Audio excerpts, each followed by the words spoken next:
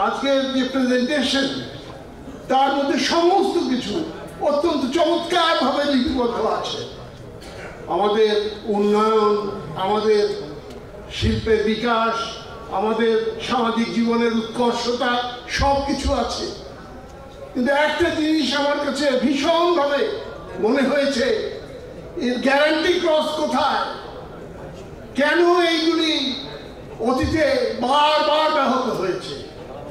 সেই যে ভারতের পররাষ্ট্র সচিব সুজাতা সিং তার বাংলাদেশ সফরের মধ্য দিয়ে সেদিনের যে সেই তথাকথিত নির্বাচন এবং নির্বাচন পরবর্তী সরকার আজ এই 5ই আগস্ট পর্যন্ত যে শাসন চালিয়ে গেছে, সমস্ত উন্নয়ন, সমস্ত পরিকল্পনা, সমস্ত গণতান্ত্রিক কাঠামো ধ্বংস করে দিয়ে গেছে, তার বিরুদ্ধে সোচ্চারভাবে আমাদের এই দাবি নয় বলা নেই, যতটুকু বলা আছে সেটা যথেষ্ট নয়।